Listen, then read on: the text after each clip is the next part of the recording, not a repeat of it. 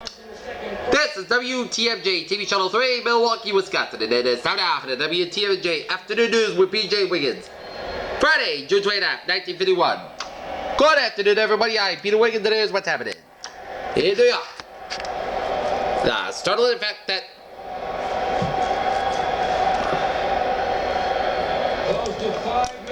in Washington, a government official Thursday night said that the Iranian oil dispute may cause the government to consider standby gasoline ration system just in case. Price stabilizer disallowed have declared that he knew of no rationing plan but added consideration of what might be necessary. There was talk of a possible shortage in this country after it was announced that the government had quick approval to a plan by 18 American oil companies to pool their resources and supply fuel to friendly nations where they may be cut off from vital Iranian oil. The plan to supply oil from resources that the Iranian supply is choked off was approved by Mobilization Director Wilson, who said it would be greatly assisted in the accomplishment of our national defense program. Under the plan, the 18 companies will pool storage and distribution facilities, tankers and tank cars and pipelines. The program also involves increased production of some refined petroleum products, exchanges and loans of oil among companies, and elimination of empty tanker halls. The new companies making up the new pool include Arabian American Oil Company, Standard Oil of California, Standard Oil of New Jersey, Tidewater Oil Company, Gulf Oil Corporation, Socody Vacuum Oil Company, the Texas Company, American Independent Oil Company, Barber Oil Corporation, Caltex Oil Products Company, Creole Petroleum Corporation, Colorado Petroleum Company, Pacific Western Oil Company, Standard Vacuum Oil Company, Superior Oil Company, Union Oil Company of California, Venezuela Petroleum Company, and Electric Refining Company. In Tehran, Iran gave ground slightly Thursday night in her war with Britain over the nationalization of oil. She offered to drop a pending anti-sabotage bill if the British technicians in the Anglo-Iranian Oil Company will stay on their job. The bill, which would provide penalties up to death, was one of the main reasons that AIOCO employees at the refinery port of Abadan refused to invest in Wednesday night to call to work to the new Iranian Oil Company and the Iranian National Oil Company at their existing rates of pay. The Iranian concession came a few hours after the premier agent alien but affirmed in his beliefs sent a personal message to President Truman expressing confidence that the United States will support his dream of nationalizing the British wind industry. Danville, Illinois, a 4-car passenger train on the Chicago and Eastern Illinois Railroad overturned at the bridge washout in Shelby County, Illinois, Thursday night, injured a number of persons, an official of the railroad said. So far as we know, nobody was killed, said Wilton Fulton, night chief dispatcher of the railroad at Danville. Englewood, California, jockey F.A. Smith died in the hospital Thursday of head injuries that he received in a spill in the 8th race at the Hollywood Park racetrack. Washington, Representative candidate Democrat of Missouri who threw a punch at one of his colleagues last week threw some puzzling figures at the House on Thursday in Russia's atomic strafes. The 72 legislature said it is officially admitted in Russia now as one of the atomic bombs. He also told that House that military experts believe that Soviet planes would drop about 70 A-bombs on U.S. citizens in the event of the World War III. Cannon said that it was the latest and most authoritative information of General Hoyt S. Vandenberg, Air Force Chief of Staff. Later, however, he told newsmen that this information is based on data published newspapers and magazines. Still later, when the transcript of his speech showed that he attributed his information to Vandenberg, Cannon said he would have to revise his remarks. He made that the comment after the newsman called it his attention on the side article by Vandenberg in the February 13th issue of the Saturday Evening Post. In the article, Vandenberg said that he believed that Russia could push at least 70 out of the 100 bombers front the U.S. struggles to determine an attack. But Vandenberg said a large-scale raid probably would include only a few birds carrying A-bomb, and he declared he had been the enemy had 100 atomic bombs, which she has announced she could not afford to throw them all into the raid. Here, Washington. The Senate earlier today passed the hotly disputed bill to continue government wage, price, and rent controls. The measure limits drastically and may even ban entirely further price rollbacks. The measure goes now under the House, which planned to sit on and then start voting later today on a sharply different version of its own.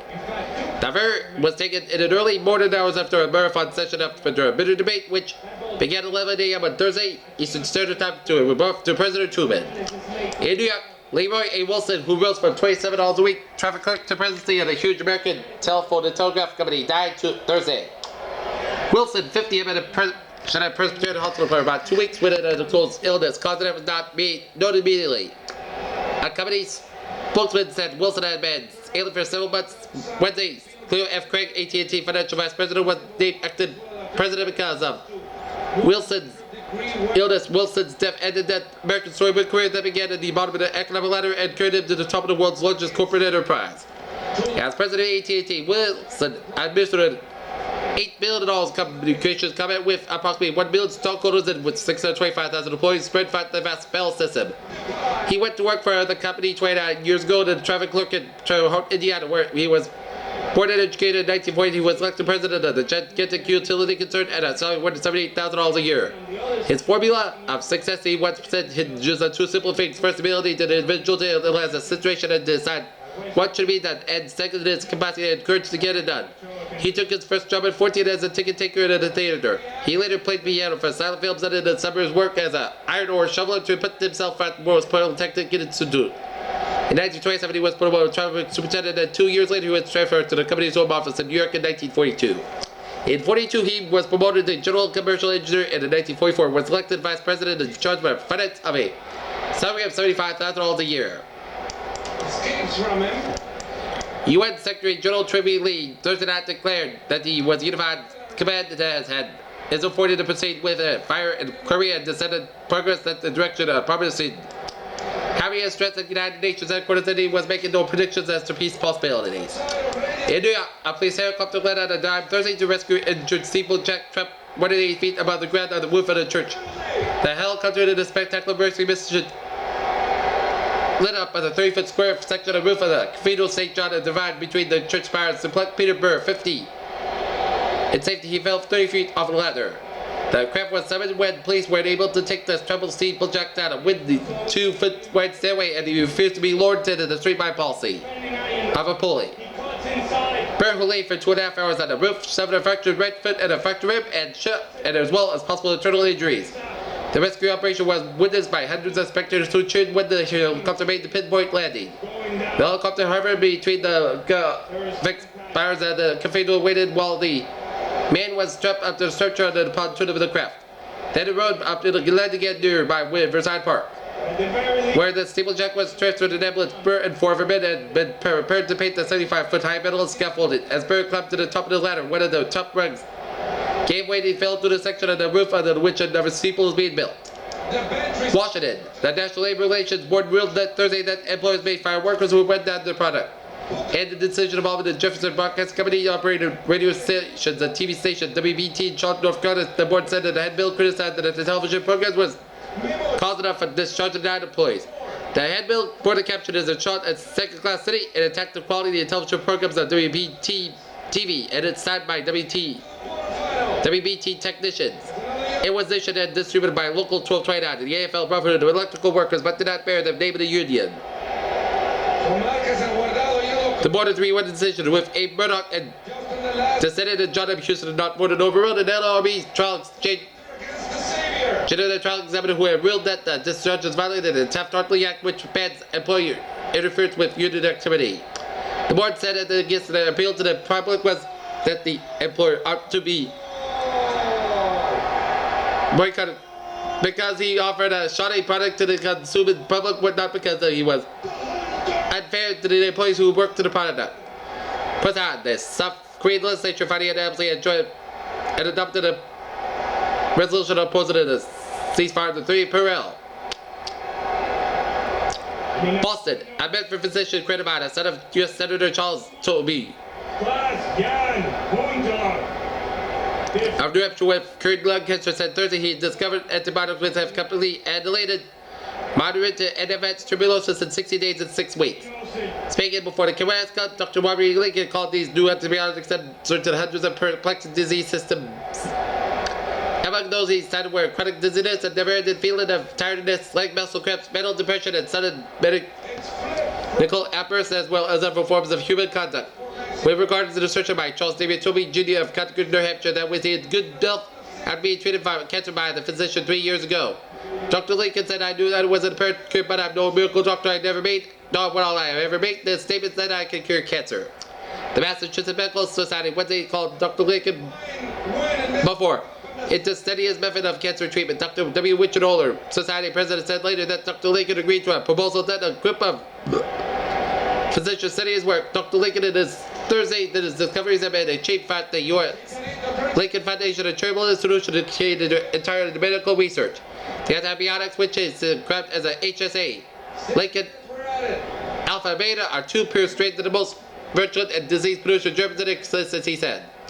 Bacteria from the identical family as the alpha strain are used by the government to measure the germ-killing power of stated amount of penicillin. Dr. Lincoln declared, he added, the two germs of bacteria I have discovered form a large part of the substance of the nasal mucus occurred during a head cold. Dr. Lincoln said he hopes that the Lincoln Foundation that arrangements may be made in the early it's possible date to manufacture and release those two invaluable therapeutic agents for worldwide consumption. Alright, let's take a look at our weather. Cold temperatures will be prevail over all of upper Wisconsin and Wisconsin, upper Michigan, particularly in the early morning hours of Friday. A narrow stretch along the lakefront will have fair weather. The rest of the state will have cloudy skies. And from Milwaukee, fair and cool high 70, low about 56. From Madison, cloudy and cool high 70, low about 50 degrees. La Crosse, cloudy and cool high 72, low about 52 degrees. Green Bay, fair and cool high 70, low about 48 degrees. Wausau, clouds and cool high 70, low 47 degrees. Eau Claire, cloudy and cool high 72, low about 50 degrees. Superior, cloudy and cool high 70, low about 45 degrees. And Buck Falls, cloudy and cool high 70, low 45 degrees. And from Marquette, Michigan, and Scarborough, Michigan, cloudy and cool. And right now, Milwaukee temperature 75 degrees with dew point about 50 degrees. And humidity 41%, barometer 20.92 inches, and visibility 50 miles, and wind southwest about 13 miles per hour. And that is going to be it for the WTMJ Afternoon News at the 12:45 p.m. This is June 29th, 1951 on a Friday at PUSC. Have a good day, and we'll see you later. Bye-bye, buddy.